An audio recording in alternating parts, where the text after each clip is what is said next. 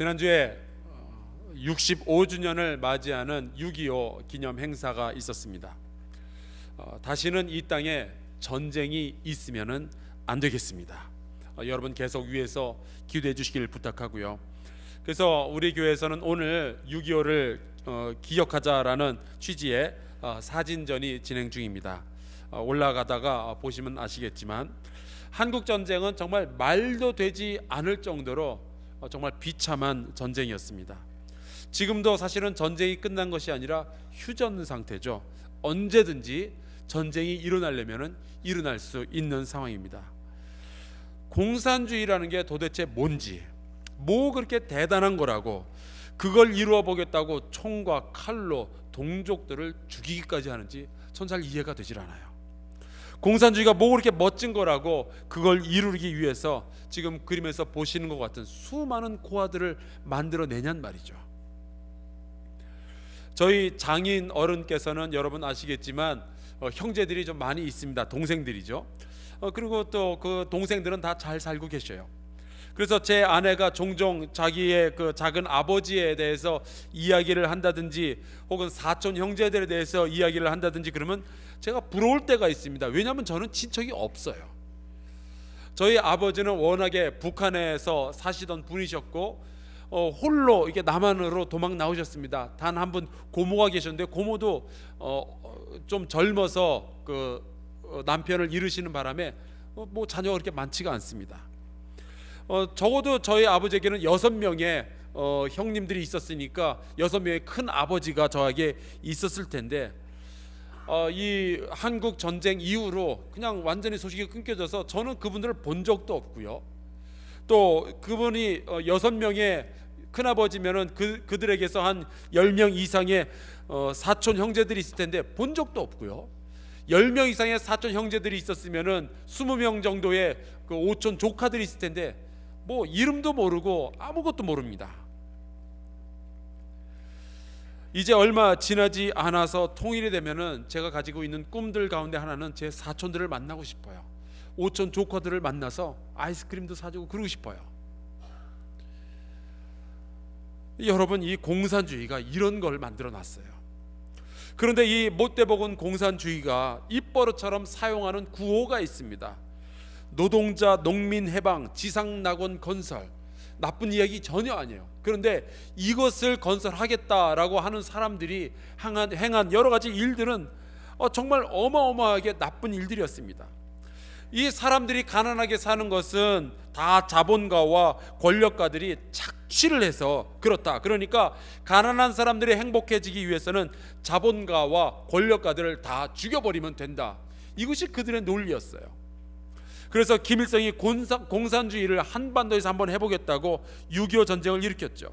지금 화면에 보이는 이 문서는 그 예전에 그 칼 마르크스하고 프레드릭 엥겔스가 1848년에 함께 작성했던 공산주의 선언문입니다.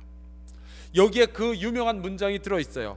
지배 계급들로 하여금 공산주의 혁명 앞에서 벌벌 떨게 하라. 그리고 요즘 우리 그 좌익에서 운동권에서 가끔 사용하는 만국의 노동자여 단결하라. 이것이 공산주의 선언문에 나와 있는 글입니다. 그런데요, 그들이 이야기하고 있는 이 그 좋은 지상낙원, 가난한 자들이 행복하게 되는 세상은 과연 가난한 자들이 힘을 합쳐서 부유한 사람, 강한 사람들을 전부 쏴서 죽여버리면은 그러한 지상낙원이 만들어지냔 말이죠. 그렇게 동족을 향하여서 총을 쏘아대면은 가난한 자, 억눌린 자, 병든 자가 기어코 해방이 되고 그들이 행복해지냔 말입니다. 아니었어요. 역사가 증명해요. 전혀 그런 일은 일어나지 않았어요. 우리 양옆으로 같이 인사를 한번 나누겠습니다. 짝을 한번 정해보시고 양옆으로 숫자가 맞으면 앞뒤로도 괜찮습니다. 자, 손을 붙잡고 저를 따라하시기 바랍니다. 나는 다시 한번 나는 공산당이 싫어요.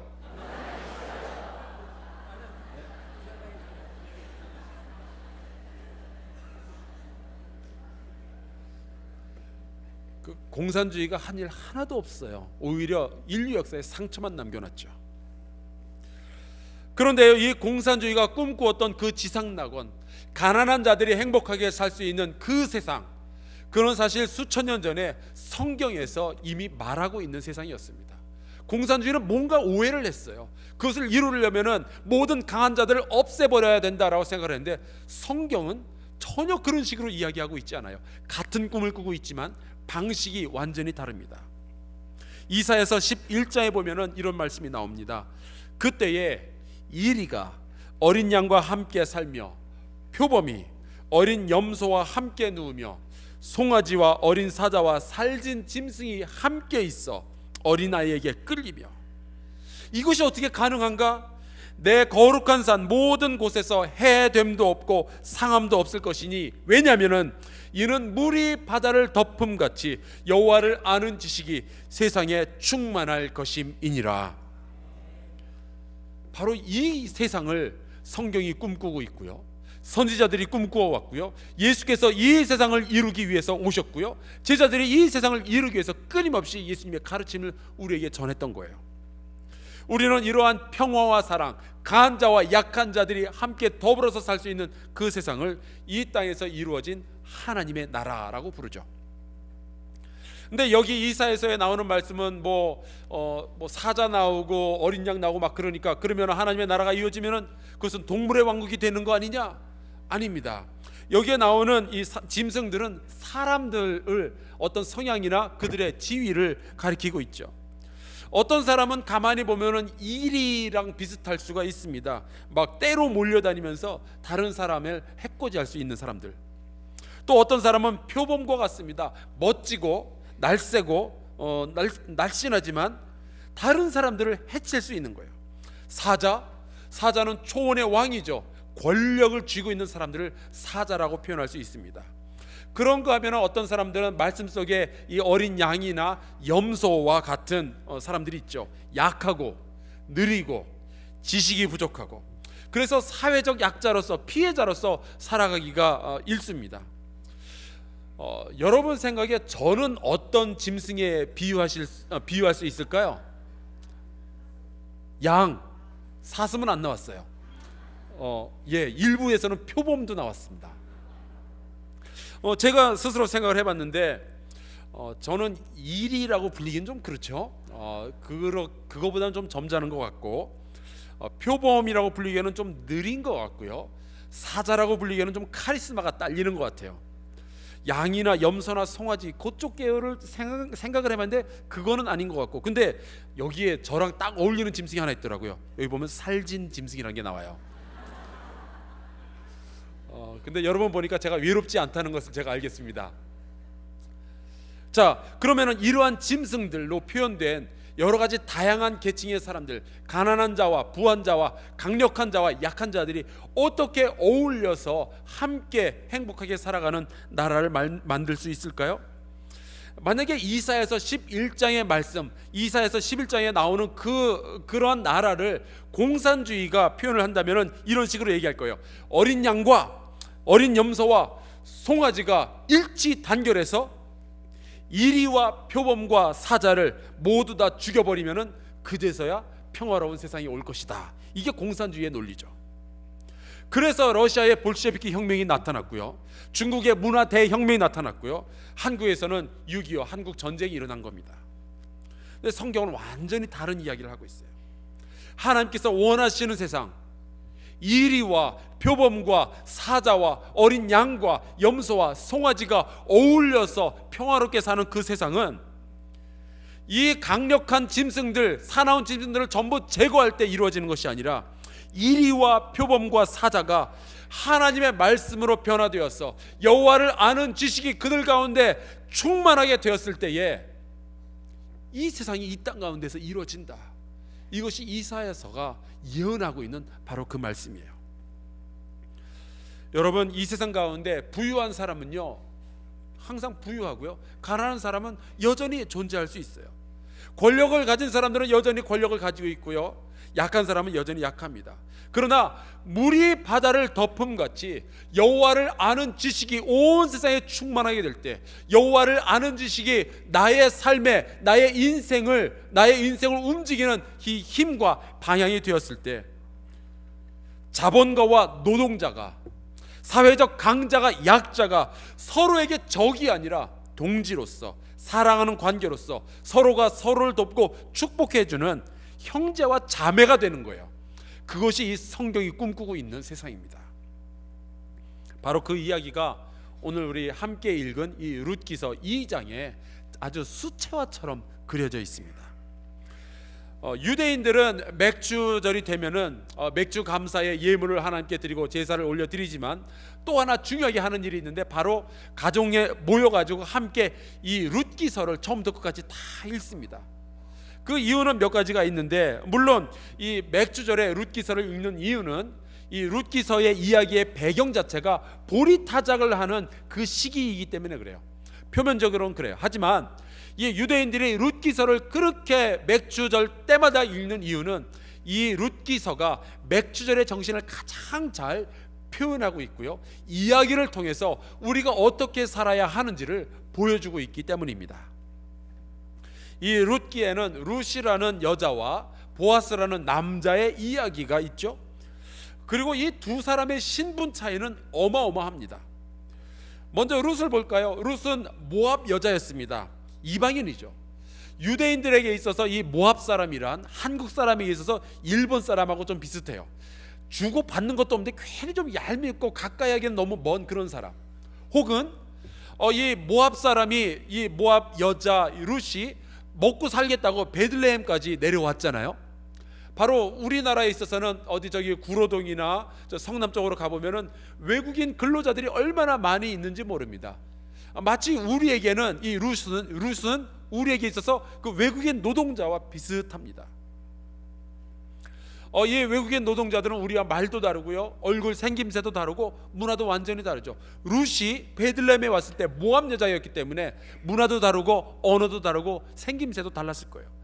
게다가 이 룻이라는 여자는 남편과 사별한 과부였습니다. 나이도 어렸고요, 철저하게 사회적 약자로 살아갈 수밖에 없는 사람이죠. 먹을 것이 없어서 하루하루 아르바이트로 연명을 해야 되는 그러한 사람이었습니다. 만약에 마르크스와 엥겔스가 이 룻이라는 여자를 봤으면 뭐라고, 그 사람을 보고 뭐라고 했을까요? 노동자, 농민, 무산계급, 억압받는 민중, 그리고 프롤레타리아, 아마 우리가 아는 단어들은 그런 것들이 있을 거예요. 그런데 이 룻에 비하면은 보아스의 지위는 완전히 달라요. 계급이 차이가 나는 거예요. 이 보아스라는 사람은 존경받고 그리고 힘이 있는 부유한 유대인 남자였습니다. 이 룻기서 2장 1절에 보면은 보아스를 유력한 자라고 표현을 했어요. 이 유력한 자라는 말이 히브리어로 하면은 가돌 하일 그렇게 합니다. 이 가돌이라는 말은 아주 엄청나다라는 뜻이고요. 하일이라는 말은 부유하다, 강하다, 그런 뜻입니다. 그러니까 가돌 하일 그러면은 엄청난 부자 혹은 엄청난 권력가다라는 그러한 이야기죠. 과연 이 보아스라는 사람은 땅을 굉장히 많이 소유한 대지주였습니다. 그래서 성경에 보니까 이 사람의 땅에서 일을 하려고 많은 소년들이 와서 일을 하고 있었다라고 했어요. 그러니까 공산주의자들의 입장에서 이 보아스라는 사람을 보면요, 이 보아스는 자본가, 잘 사는 사람, 아마 이 사람이야말로 악덕 지주가 될 수도 있고요, 이 사람이야말로 그 지주계급 권력가, 이른바 부르주아죠. 그러니까 공산주의자들이 바라볼 때에 6.25를 일으켰던 김일성과 그 공산주의자들이 바라볼 때 이 룻과 보아스의 관계는 서로 적대 관계고, 이 룻이 잘 되기 위해서는 반드시 보아스를 죽여야 하는 그러한 상황인 거예요. 그런데 룻기서 2장 4절에 보니까 이러한 말씀이 있습니다. 지주였던 보아스가 자기의 노동자들에게 찾아와서 밭에 와서 이렇게 이야기를 합니다. 여호와께서 너희와 함께 하시기를 원하노라. 축복을 해주는 거예요. 그랬더니 그 노동자들이 자기들의 지주인 보아스에게 이렇게 대답을 합니다. 여호와께서 당신에게 복 주시기를 원하나이다. 이것이 하나님께서 만들기 원하시는 세상이에요. 부자와 가난한 자들이 서로 경쟁자요 적으로서 으르렁거리는 것이 아니라 서로가 서로를 축복하며 서로가 서로를 사랑하고 배려해주는 세상. 그것이 맥주절이면 유대인들이 함께 모여서 룻기를 읽으면서 머릿속으로 그려냈던 세상이 바로 그러한 세상이었습니다. 지난 일주일 동안에 이 IBA 포럼과 컨퍼런스를 통해서 그렇게 살아가는 사람들을 제가 많이 만났어요. 많은 대화를 나누었고요. 이번에 주 강사로 오신 분이 빌 잡이라는 미국 분이었는데 중국에 30년 전에 선교사로 파송되어서 거기서 메시아라는 그 회사를 창업을 하고 30년 동안 하나님과 함께 동행하며 여호와를 아는 지식이 충만함으로 인하여서 중국 사람들과 같이 일하던 거대 자본가였습니다. 근데 이분의 간증이 얼마나 은혜가 되고 도전이 되었는지 몰라요. 이분은 중국에서 일을 할 때 고아들, 그리고 가난한 거지들, 그리고 버려진 장애인들, 이들을 데려다가 일을 가르치고 직업을 주고 그리고 이들을 섬기는 일을 했어요. 그러니까 난생 처음으로 직업을 갖게 된 것도 감사한데 이 거대 자본가가 자기들을 찾아서 그렇게 정성스럽게 섬기니까 이게 어찌된 일이냐, 그래서 물어보는 거예요. 왜 당신은 우리를 섬깁니까? 그때 예수 그리스도라는 이야기를 해줍니다. 그래서 수많은 사람들이 이 사람 밑에서 일을 하면서 이 사람에게 섬김을 받고 또한 예수 그리스도를 알게 된 거예요. 자본가가 노동자를 섬기고 강한 자가 약한 자를 섬기고 사랑하는 바로 그 일을 감당하는 사람들이 있어요. 또 이 젊은 사업가도 제가 만났습니다. 바로 향기 내는 사람들이라는 사회혁신 기업 대표 임정택 사장이에요. 이 사람은 포항에서 대학교를 다니다가 His Beans라는 그 커피 전문점을 비롯했어요. 꿈꾸는 떡 설레, 이게 떡 만드는 공장이고 향기 제작소, 손을 잡고 컨설팅, 향기 나눔 지원센터 등의 이 기업들을 경영하고 있는 CEO입니다. 이 젊은 기업가가 이런 이야기를 해요. 자기가 25세 때 창업을 하게 됐던 이유는 마태복음 25장을 읽다가 이 말씀에 충격을 받았다는 거예요. 너희가 여기 있는 지극히 작은 자 하나에게 한 것이 곧 나에게 한 것이니라. 자기는 이 말씀을 실제로 삶 가운데서 실현하고 싶었던 거예요. 그래서 이 젊은 사업가는 하나님의 나라를 만들어 보겠다고 장애인들을 불러다가, 특별히 정신적으로 힘들어하는 장애인들을 불러다가 커피 전문가로 훈련시켜서 비장애인을 뛰어넘는 실력가로 만들고 그들로 하여금 커피숍을 운영하게 하는 방식으로 세상을 바꾸고 있었어요. 지금 저 사람이 올해 몇 살인지 아십니까? 32살이에요. 그런데 저렇게 어마어마한 일을 하고 있습니다. 여호와를 아는 지식이 충만하여져서 공산주의자들이 꿈꾸고 있던 그 나라를 완전히 반대되는 방식으로 만들어가는 기독교인들이 있어요. 우리 교회도 그렇게 사업하시는 분들이 계십니다. 여러분, 성경이 우리에게 가르치는 것은 분명히 가진 자와 가지지 못한 자가 경쟁과 저주가 아니라 사랑과 축복의 파트너로서 동시에 살아갈 수 있다는 이야기예요. 세상은 그렇게 못할지 모르겠어요. 있는 자가 없는 자를 착취하고 억압하면서 살아가는 것은 세상이 가지고 있는 상식일 거예요. 마귀가 주도하는 문화는 아마 그런 걸 거예요. 하지만 우리 기독교인들은 여호와를 아는 지식이 충만해졌을 때 그 완전히 반대되는 삶을 살아야 하는 겁니다. 강한 자가 약한 자를 섬기는 거죠. 이 권력가요 자본가였던 보아스의 밭에서 취약계층의 전형적인 가난한 여인 룻이 일을 하게 됩니다. 여러분, 이 상황은 우리의 인류 역사상 항상 있는 일이에요. 예수님도 이것을 아셨어요. 그래서 마가복음 14장 7절에 이렇게 말씀하시죠. 가난한 자들은 항상 너희와 함께 있으니. 가진 자와 못 가진 자의 만남은 언제나 있는 겁니다. 그런데 룻기서가 지금 막 그리고 있는 그 아름다운 수채화 같은 이야기는요, 가진 자와 못 가진 자가 어떻게 만나서 어떻게 서로의 축복이 되느냐 하는 이야기예요. 오늘 말씀해 보면은 이 보아스가 이 사회적 약자 룻을 돕기 위해서 하는 행동들이 몇 가지가 나오는데, 첫 번째가 그 같이 일하는 사람들에게 이렇게 말합니다. 이르되 그에게 곡식단 사이에서 줍게 하고 책망하지 말며. 와서 이게 곡식 떨어진 것들을 이제 주워가지고 그것으로 자기의 양식을 삼으려는 이 사회적 약자 룻을 보고 그가 더 잘 주울 수 있도록 그를 도와준 거예요. 근데 여기까지는 사실 율법이 정한 겁니다. 율법은 바닥에 추수하다가 바닥에 떨어진 이 이삭들을 줍지 못하게 규정을 하고 있어요. 그래야 가난한 자들이 와서 그것을 주워서 연명을 할 수 있으니까. 그런데 이 보아스는 거기에서 멈추질 않았어요. 16절 말씀해 보니까 심지어 이미 추수한 곡식 다발에서 조금씩 보리를 뽑아가지고 바닥에다 흘려라 라고 이야기를 합니다. 실수로 흘리는 것이 아니라 일부러 뽑아서 자기의 것을 내려놓는 거예요. 오늘 말씀 17절에 보니까 이 보리 추수를 하면서 룻이 그날 하루 동안 그 보아스의 밭에서 아르바이트를 해서 얻은 보리의 양이 한 에바 정도가 된다라고 했어요. 이 에바라는 말은 그냥 간단하게 바구니라는 뜻이에요. 그러니까 보리를 한 바구니를 얻어가지고 이걸 집에 가져간 겁니다. 이 정도면 두 사람이 일주일을 넘게 실컷 먹을 수 있는 양이에요. 이걸 집으로 가져오니까 시어머니 나오미가 막 질문을 쏟아냅니다. 너무 궁금하죠. 아니 어떻게 이렇게 많은 양을 가지고 올 수 있었는가 말이죠. 19절에 막 물어봅니다. 오늘 어디서 주웠느냐? 어디서 일을 했느냐? 여러분하고 저는 비밀을 알고 있죠. 어쩌면은 우리가 대답을 이렇게 할 수 있을 수도 있어요. 보아스의 보리밭. 아마 룻도 비슷하게 얘기를 했을 수도 있죠.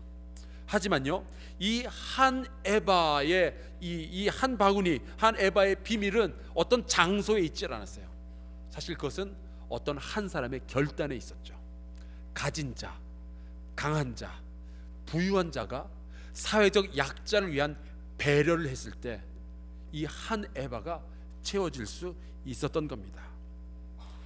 약한 자를 돌보려 하는 강한 자가 가진 따뜻한 마음이 있었기에 이 가난한 약한 자 룻은 한 바구니나 되는 음식을 가져갈 수 있었던 거예요.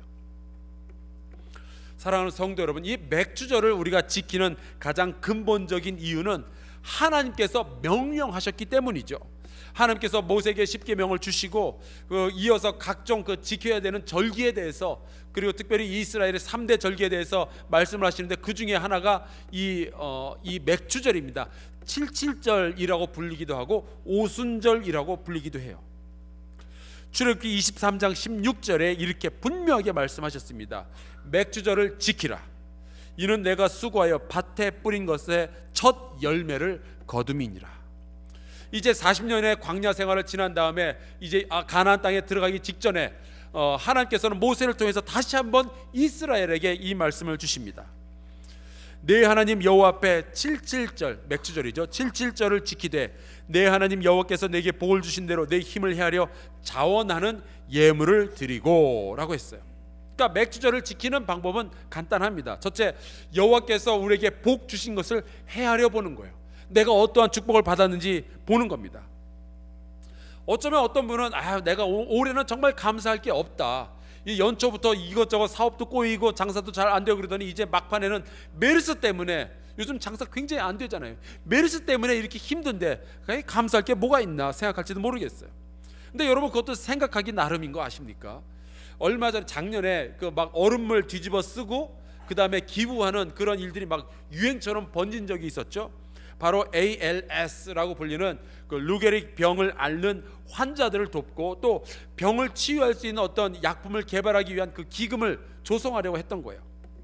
이 루게릭 병에 걸리면요, 이 사람 몸의 모든 근육들이 전부 약해지고 없어지는 거예요. 최종적으로는 이 숨을 쉬어야 될 때도 이것도 근육이 있어야 이걸 숨을 쉬는데 이 근육마다 없어지니까 결국은 그냥 죽어버리는 겁니다. 무서운 병이죠. 제가 미국에서 목회하는 동안에 저희 교회 잘 섬기시던 한 성도님의 아들이 이 병에 걸렸어요. 병을 발견하고 나서 1년 만에 목숨을 잃었는데 이제 병이 심각해질 때 제가 그 집에 신방을 갔습니다. 당시 이분은 50대의 남자였는데 젊었을 때는 육상 선수를 하던 아주 건강한 분이었어요. 근데 제가 방문했을 때는 목의 근육도 다 없어져 가지고 목도 가누질 못하고 손가락도 제대로 움직이지 못하고 턱 근육도 움직일 수 없어가지고 말도 참 어눌하게 하고, 또 말을 할 때는 큰 소리로 소리를 내려면 여러분 배에다가 힘을 줘야 큰 소리가 나오는 거 알고 계시죠? 우리 성가대 다 알고 계시죠? 그래서 이 배를 움직여야 되는데 이 배에도 근육이 다 없어진 거예요. 그래서 간신히 모기 소리 말하게 조용조용하게 저한테 이야기를 하는데 이런 이야기를 해요. 자기가 예전에 가지고 있었던 모든 것들 별로 감사하지 않고 살았는데 다 잃어버리고 나니까 그게 그렇게 소중했던 것을 이제 알겠대요. 여러분, 사람이 숨을 쉴 때 그걸 쉬려고 막 신경 쓰면서 숨을 쉬는 것이 아니라 자동적으로 숨을 쉬게 된다는 것이 얼마나 감사한 일인지 다 잃어버리고 나니까 그제서야 알겠다는 거예요. 혹시 여러분 가운데 지금 숨 쉬느라 거기에 집중해서 제 설교 잘 안 들리는 사람이 있어요? 만약에 숨 쉬는 거에 집중하고 있지 않으시다면 여러분 감사하셔야 돼요. 자동적으로 된다는 게 얼마나 소중한 일인지 모릅니다. 이게 잃어버리고 나서야 그것이 소중했었다라는 것을 깨닫는 거 참 어리석은 일이에요. 그래서 옛말에 그런 말이 있죠. 있을 때 잘해. 우리 양옆으로 다시 한번 인사 나누겠습니다. 감사하는 마음을 담아서 있을 때 잘하십시오.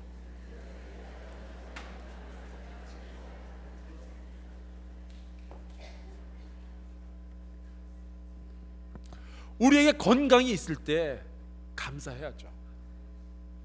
우리에게 아직 내 식구들이 있을 때 감사해야죠. 내 아내, 내 남편이 있을 때, 내 자녀들이 있을 때 감사해야죠. 이 자리에 나와서 예배할 수 있다는 것만 가지고도 엄청난 감사의 조건이 됩니다. 예전에 제가 어떤 목사님의 설교 가운데 그런 이야기를 들었어요. 어느 날 장미가 하나님께 불평을 늘어놓았답니다. 하나님, 나처럼 이렇게 예쁜 꽃에다가 왜 이 못된 가시를 심어 놓으셔가지고 나로 하여금 이렇게 불편하게 만드십니까? 그랬더니 하나님이 그 장미를 보면서 그렇게 말씀하셨대요. 내가 언제 아름다운 꽃에 가시를 줬냐? 가시나무에 아름다운 꽃을 얹어줬지. 아마 우리의 삶이 그럴지 몰라요. 생각하기에 따라서 감사의 조건은 있을 수도 있고 없을 수도 있어요. 또 성경은 이렇게 말합니다. 내 힘을 헤아려라. 내가 받은 복이 도대체 몇 가지나 되는지, 내가 주님께 다시 드릴 수 있는 것이 얼마나 되는지 헤아려 보라 라는 뜻이에요. 하나님, 내가 어떠한 것을 가졌나요? 하나님의 눈을 가지고 한번 자기 자신을 한번 바라보시기 바랍니다. 얼마나 많은 것을 소유하고 있는지 몰라요. 대한민국에 살고 있고 대한민국의 백성이라는 것 자체만으로도 얼마나 감사한 일인지 몰라요. 그리고 마지막으로 자원하는 예물을 드려라 라고 말씀하고 있습니다. 여러분, 마음으로는 부모님을 얼마든지 사랑할 수 있어요. 정말 효성이 지극할 수 있어요. 그러나 부모님에게 감사하다는 얘기도 하지 아니하고, 부모님을 찾아가 뵙지도 아니하고, 부모님께 맛있는 거 사드리지도 아니하고, 부모님과 대화도 끊어져 있다면은 그거는 전혀 효심이 아닙니다. 효도하는 것이 아니죠. 선생님을 아무리 우리가 존경한다고 생각을 하더라도 선생님에게 감사의 표시도 하지 아니하고, 전화 한 통화해서 선생님을 존경합니다 말도 하지 않는다면 그거는 전혀 존경하는 게 아니죠. 아무리 사랑을 해도 사랑의 고백을 하지 않는다면 그건 더 이상은 사랑이 아닌 거예요. 하나님께 감사하는 마음을 아무리 가지고 있어도 하나님께 자원하는 예물을 드릴 줄 모른다면 그것은 전혀 감사하고 있는 것이 아니죠. 여러분, 그렇다면은 마지막에 우리가 질문을 던져야 할 것이 이겁니다. 그러면은 하나님께서는 그 자원하는 예물을 받아다가 어디다 쓰시려고 그거를 원하시는 걸까요? 하나님께서 그 예물이 있으셔야 되나요? 필요 없죠. 하나님이 그거 갖다가 어디다 써요? 하나님은 말씀으로만 온 세상을 창조하실 분인데 우리 예물 갖다가 뭐 특별히 필요한 데도 없잖아요. 여러분, 그런데 이 신명기 16장 11절에는 이 맥주절을 어떻게 지켜야 되는가라는 말씀이 있고, 16장 10절에 그런 말씀이 있고 11절에 이러한 말씀이 쓰여져 있습니다. 맥주절에 이런 일이 일어나는 거예요. 너와 내 자녀와 노비와 내 성중에 있는 레위인과 및 너희 중에 있는 객과 고아와 과부가 함께 내 하나님 여호와께서 자기의 이름을 두시려고 택한 곳에서 내 하나님 여호와 앞에서 즐거워할지니라. 맥주절이라는 것은요, 간단하게 뭐 교회가 무슨 헌금 많이 거두려고 하는 그런 작전이 아니에요. 하나님께서 지금 생각하고 계시는 것은 가진 자가, 하나님의 축복을 받은 자가 자기의 것을 의도적으로 더 약한 자에게, 가난한 자에게 나누어 주는 것을 하나님의 문화로서 만들어 가기를 원하시기 때문에 이 맥주절을 만들어서 이스라엘 백성에게 명령을 하신 겁니다. 바로 보아스가 룻에게 했던 그 일을 우리로 하여금 하게 하시려는 거예요. 공산주의자들은 모든 강한 자들을 없애야 그래 평등한 사회가 온다라고 이야기를 하는데, 하나님께서 말씀하시는 것은 모든 강한 자들이 하나님 여호와의 이름을 알게 되고 여호와의 명령을 받들어서 자기의 것을 가난한 자들에게 나누어주고 베풀어줄, 바로 그때에 평화가 이루어진다라고 이야기하고 있는 겁니다. 맥주 감사주일은요, 우리가 반년 동안 열심히 일하는 것을 추수를 하긴 하지만, 그리고 그 추수를 기뻐하는 것 정말 좋은 일이지만, 가난한 이들을 위해서 한 에바의 몫을 남겨놓는 것, 그것이 맥주 감사주일이에요. 하나님께 감사의 예물을 드리되 그것을 통하여서 우리 주위에 있는 룻과 같은 사람들, 이른바 객과 고아와 과부들, 그들로 하여금 여호와 하나님 앞에서 기뻐하도록 만드는 바로 그 일, 그것이 맥주 감사주일, 다음 주에 우리가 해야 할 일입니다. 맥주 감사주의를 우리가 거듭하면 거듭할수록 우리는 공산주의자들이 틀렸다라는 것을 선언하게 되는 것이고요, 하나님의 방법이 옳다는 것을 고백하게 되는 겁니다. 가진 자와 못 가진 자는 서로에게 축복이 될 수 있어요. 이것을 여호와 하나님께서 꿈꾸고 계시는 겁니다. 그 하나님의 나라를 이 땅 가운데 이루기 위해서 맥주감사 주일이라는 법을 우리에게 주신 거고요. 분명히 우리 주변에도 룻과 같은 사람들이 있을 겁니다. 객과 고아와 과부들. 지금 보시는 이 그림은 작년에 우리 교회에서 운영하고 있는 이 NGO 그 월드 휴먼 브리지가 서울 지역의 그 가난한 신혼 부부들을 초대를 했어요. 특히 그 자녀를 출산하게 될 외국인 노동자들을 초대를 했었는데, 그때 함께 모였던 외국인 노동자들입니다. 지금 가방으로 가려서 그렇지 배가 다들 이만했어요.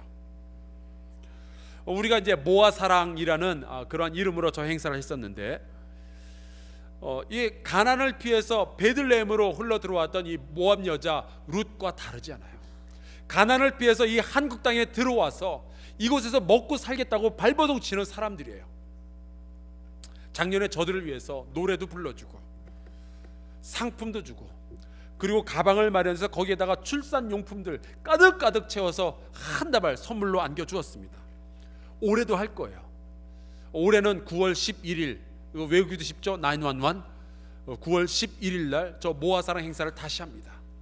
우리 사회에 있는 사회적 약자들, 외국인 근로자들, 그들 가운데서도 임신을 한 임신부들을 초청을 해서 그들을 위로하고 그들과 같이 웃고 같이 노래하고 또 선물을 하나름 안겨줄 거예요. 룻에게 한 에바의 보리가 갔던 것처럼 저들에게 아름다운 선물을 우리 교회에서 월드 휴먼 브리지를 통해서 또 안겨주게 될 거예요. 다음 주에 저와 여러분이 바치게 될 이 맥주 감사주일 헌금은 이와 같은 사람들을 위해서 쓰여져야 됩니다. 그렇게 쓰여질 거예요. 만약에 우리가 느끼기에 이 세상이 너무 어둡고 추하고 잔인하다면, 그리할수록 여호와 하나님을 아는 지식을 가진 우리는요, 보아스와 같은 마음을 품고 넉넉하고 여백이 있는 그러한 삶을 살아야 됩니다. 누군가 내 몫을 좀 가져가면 어때요? 우리들도 주님의 사랑을 받아서 여기까지 왔는데, 우리도 이 어두운 세상의 등대가 되어서 주의 사랑을 온 세상에 비추기를 소원합니다. 우리의 도움이 필요한 사람들에게 우리의 주변에서 한 에바씩 이삭 죽기를 할 수 있도록 기회를 주는 것, 그것이 맥주 감사주의를 맞이하는 우리 모든 한사랑교회 성도들이 가져야 할 태도예요. 우리 함께 찬송가 510장을 부르시겠는데요, 주님께서 우리 모두에게 이런 아름답고 넉넉한 마음을 주사 이 세상을 좀 더 아름답게 하나님의 나라로 바꾸어가는 하나님의 백성이 되게 하여 주시옵소서. 그 마음 품고 같이 찬양하겠습니다.